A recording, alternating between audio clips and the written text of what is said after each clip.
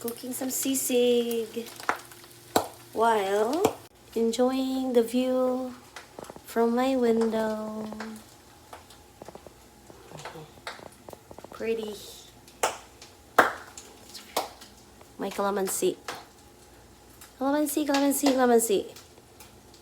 And the remaining fruit, they're turning yellow already. And then that's my peach. And there's pomegranate over there.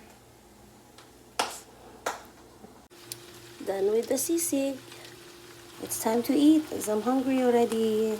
Let's eat, everybody. Time to eat. Let's eat, everybody.